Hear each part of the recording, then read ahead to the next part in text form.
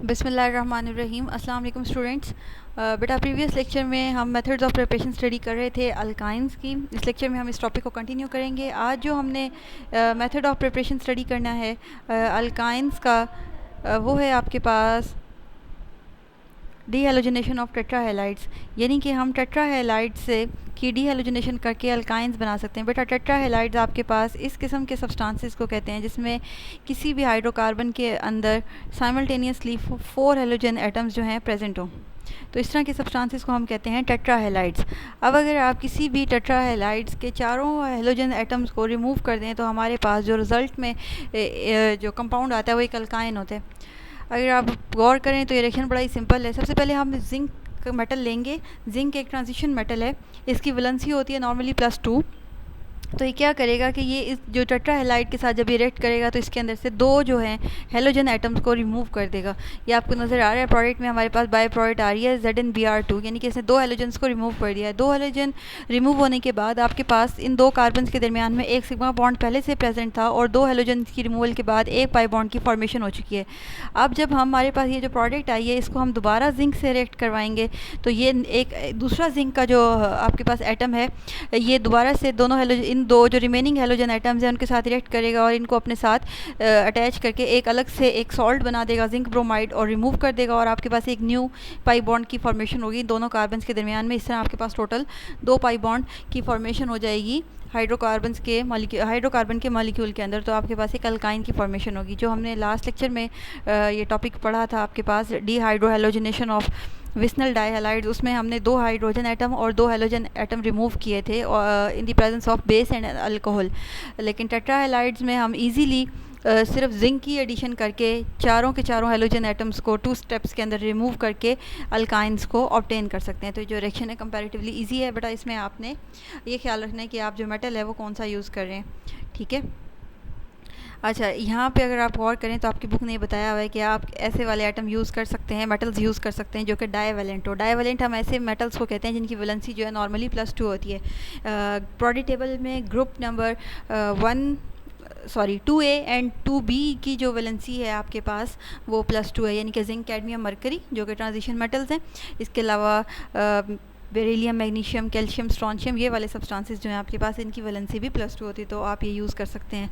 लेकिन जो नॉर्मली इस प्रोसेस के लिए यूज़ किए जाते हैं हमारे पास मेटल्स वो हैं जिंक और मैग्नीशियम। तो इनको आप यूज़ करके ये जो रिएक्शन है इससे अल्काइंस की प्रोडक्ट को अचीव कर सकते हैं। अच्छा जी बेटा, लास्ट में जो आपकी बुक में रिएक्शन दिया गया है सिंथेसिस ऑफ अल्काइंस के लिए वो है इलेक्ट्रोलिसिस, कॉल्ब्स इलेक्ट्रोलिसिस। ये रिएक्शन हम पहले से पढ़ चुके हैं अल्कीन्स के लिए, अल्काइंस के लिए। तो ये जो रिएक्शन है इलेक्ट्रोलिसिस का ये बिल्कुल सिमिलर है जैसा कि आपने अल्कीन्स के केस में पढ़ा था। अगर आपको याद हो, अल्कीन्स के केस में हमने ये एक ऐसा ही मॉलिक्यूल लिया था लेकिन उसमें पहले से यहाँ पे सिर्फ एक बॉन्ड प्रेजेंट था। अब जो हमने सबस्ट्रेट लेनी है वो ऐसी लेनी है जिसमें पहले से ही यहाँ पे 2 जो डबल बॉन्ड्स हैं वो प्रेजेंट है, यानी कि पोटाशियम मेलिएट या सोडियम मेलिएट, आप कोई सा भी सॉल्ट ले लें।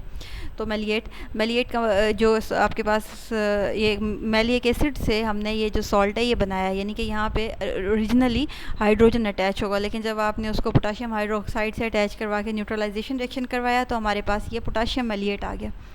तो इस रिएक्शन में और अल्कीन्स की जो कॉल्ब्स इलेक्ट्रोलिसिस वाला रिएक्शन है उसमें सिर्फ और सिर्फ ये फ़र्क है कि उसकी जो सबस्ट्रेट थी वहाँ पे एक सिंगल बॉन्ड अटैच था और इसकी जो सबस्ट्रेट है इसमें डबल बॉन्ड अटैच है। अगर आप एक सेकंड वेट करें तो हम देख भी सकते हैं कि ये जो है मैं क्या बोल रही हूँ।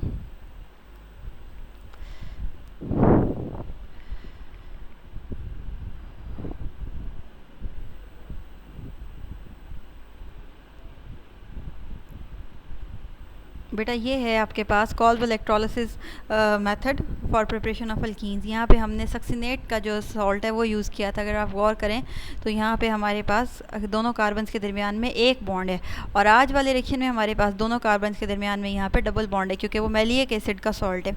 यहाँ पे भले आप सोडियम का सॉल्ट यूज़ करें या पोटाशियम का तो कोई डजेंट मैटर क्योंकि प्रोडक्ट जो है वो आपके पास सिमिलर आएगी। बहरहाल अच्छा जी, सबसे पहले आपने इस पोटाशियम का या सोडियम का मेलिएट ले लेना है। उसके बाद हमने उसकी आयनाइजेशन करवानी है। आयनाइजेशन में डेफिनेटली आपके पास जो पॉजिटिव आयंस हैं कैटाइंस वो सेपरेट हो जाएंगे और जो नेगेटिव आयंस हैं वो सेपरेट हो जाएंगे। आयनाइजेशन होगी वाटर की।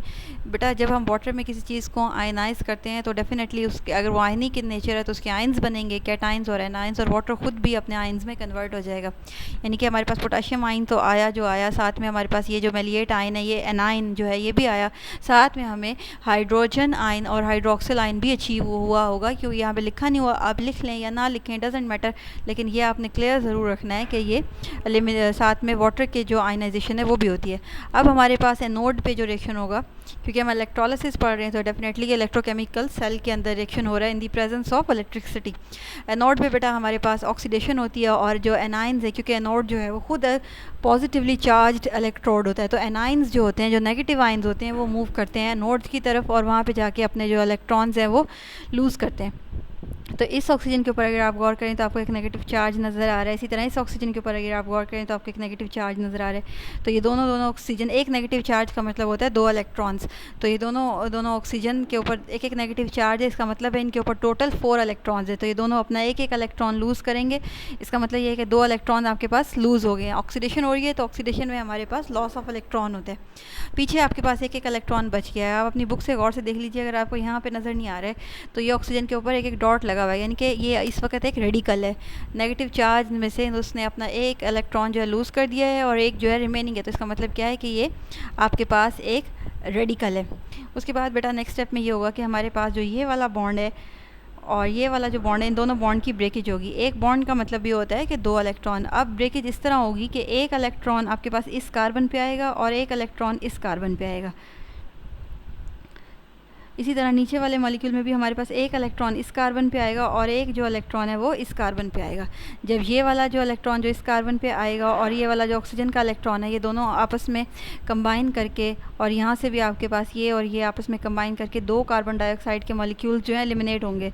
ये वाला बॉन्ड तो ऑलरेडी ब्रेक हो चुका है, क्योंकि इसकी ब्रेकडाउन से इस कार्बन ने एक इलेक्ट्रॉन जो है वो अचीव किया है और एक इलेक्ट्रॉन इस वाली ऑक्सीजन के पास पहले से मौजूद था, तो इन दोनों ने यहाँ पर एक डबल बॉन्ड की फॉर्मेशन की है और आपके पास कार्बन डाइऑक्साइड जो है एलिमिनेट होगी है। अच्छा, रिमेनिंग रह गए ये वाले दोनों कार्बन जिनके दरमियान में पहले से 2 बॉन्ड्स जो हैं वो मौजूद हैं।